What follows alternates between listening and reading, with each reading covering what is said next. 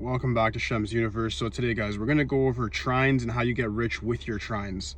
So this is a multifaceted video that's not directly correlated with what you think. You guys are probably here thinking like, oh, I just got to get rich with my trine by, let's say, just going with my Chinese astrology trine. Oh, if I'm a dog, I should just work with tigers and horses. That's one facet of it, yes. When you're looking at trines, you got to look at it from an astrological perspective and a numerological perspective. Now, when we look at things like tropical and Vedic astrology, they have different trines as well that you can actually work with. Like you have like the modalities like fixed, you have mutable, then you got cardinal energy. That stuff's cool. Then you got the elements as well, which is okay, but they complement one another, meaning you want to mix and match with people like that. You don't want to have like all the same modality or the same element in your group. You got to bring different elements to the group to make things happen. So the key here is to start off is by looking at your Chinese astrological trine. Now, when you look at that trine, what you see is this. You see that there's trines where in which you can make good allegiances. Meaning like anybody in your Chinese astrology trine, I'm not going to go through all of them. You guys already know who's in your trine, who's not. If you don't, then comment and I'll tell you. But once you understand who's in that trine, and especially with the people around you, you then can gauge who do I work with, who do I socialize with, who do I even spend the most time with. Because the key here, guys, is if you're spending time with people that are in your enemy trine, it can actually lead to very bad luck for you. Meaning like if you're with people that are like your enemy trine, like I'm a dog and I'm around like a monkey or a dragon all day, that can actually lead me to bad luck even just on a social level. If you live with people in your home that are enemy trine to you or directly your enemy sign, you got to leave. You got to move out as soon as possible or make them leave, whatever the situation is. But you got to get out of there as soon as possible, because literally what you're working with is just what I'd say is op energy, like just opposition. And that's going to completely destroy you. Now, let's say the opposite scenario takes place and everybody in your house is in your friendly trine. Let's say somehow you got a wife that you found was in your same sign or the same trine at least. Like I'm a dog. Let's say I found a horse or a tiger. Beautiful. The next thing that you have to make sure of is that when you guys have children, if you choose to have children, have offspring, that you would do it in a year that's friendly to the both of you as well.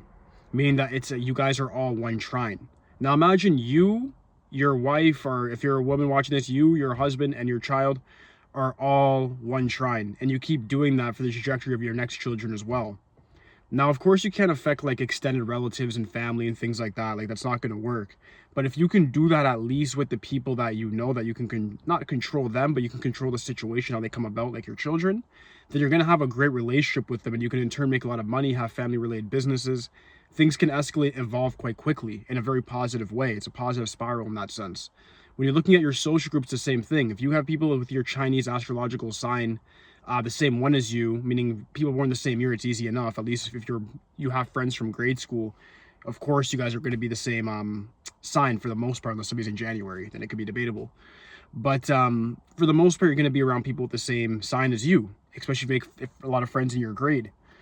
What you got to watch out for is people that are 2 years older than you and 2 years younger than you, no matter who you are. It's a little glitch for you guys with Chinese astrology. Your enemy trine will always be 2 years separate from you. So take that one and start doing some homework, and you'll take in what I'm saying more and more. The next trine you have to look into is the numerological trine, meaning when I told you guys look at your dial pad, 147258369, right? Now, understanding who's in that trine is extremely important when you look at life paths. Birth numbers matter because it affects like your attitude and like how your mindset is, your psyche. But when it comes to energy and fatalistic, like just energy clashing, like I was saying with the enemy years and like all this other stuff, you want to look at your life path relation with the universal year, your life path relation with the personal year that you're in. The same thing applies, directly the same thing applies, guys, to when you're looking at if you're compatible with another person in the sense of, are they going to bring you good luck? Now, this is where it gets confusing for some people, because you're going to be like, Shem, I did a compatibility with you and you tested my birth number, my life path number, my name number, and then a whole bunch of stuff in the astrology side of things. Very true. because that's for compatibility, for how you guys are going to get along.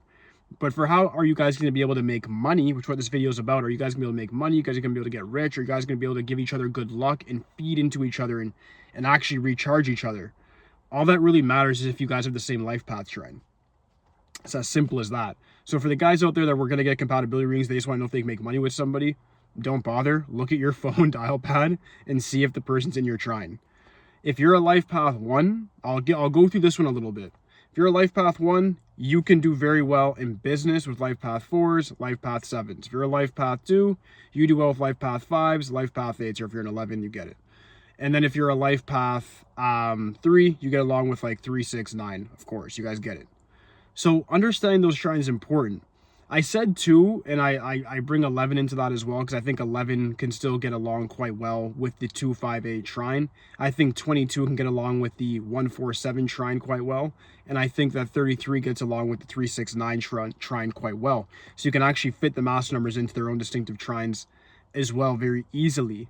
But also, they also fall within their own trine. They have a little bit of an exceptional out-of-the-box trine that you have to know about.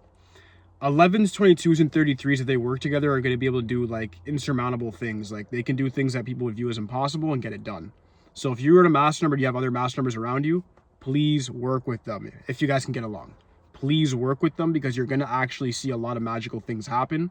It'll be very miraculous, and you'll find that the things that you do, you'd be very surprised that you're capable of doing it.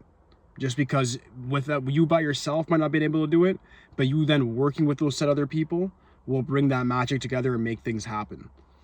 Now, the last part of this video is then looking at the years you should be taking the most risks as well.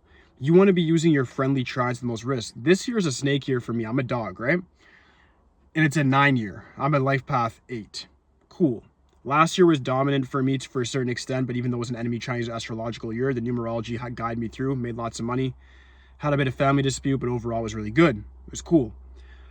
With this year, I understood that it's very neutral. I'm a birth number 7 who's opposition to the 9. Doesn't matter for my fate.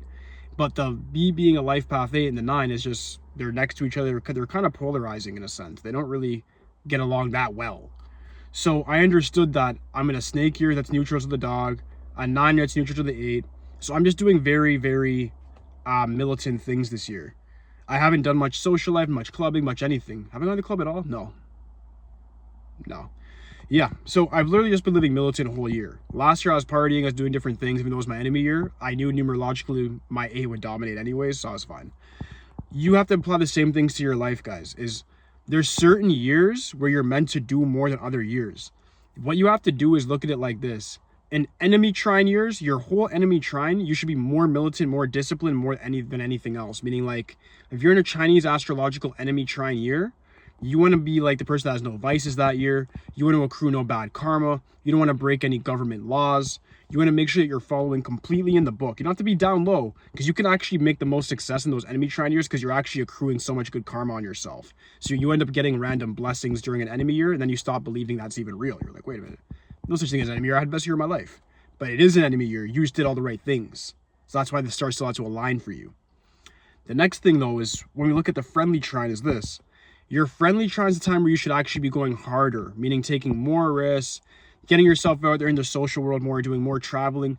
Things that you're scared to do, you should do in your friendly years. Like for me, next year, 2026, it's a 1 year. So it's super debatable for me. A lot of people are like, oh, 1 in 9's enemies, and look at all this other stuff that's happening. People are saying, to a certain extent they are. It's start to conclusion. But 1 in 8 is light versus dark. You have Sun versus Saturn, light versus dark energy.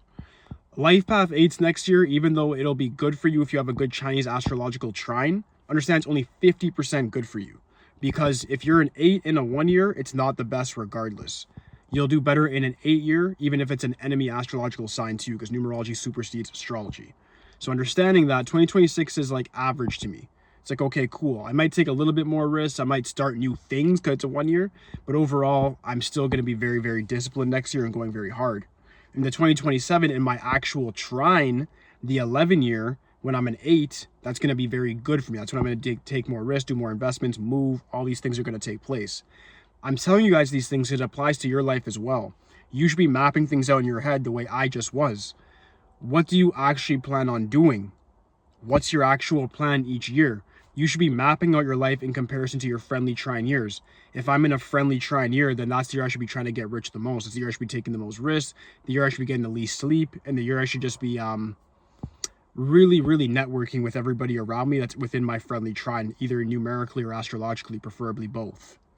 Right? So that's what you guys got to aim for. To conclude this, guys, is your trines are the key to getting rich. If you can work with your Chinese astrological trine and your numeric trine, and you get both those together, it's over with. You're going to have completely good luck with whoever that person is, and you guys are going to help each other make money and proport each other to the next level.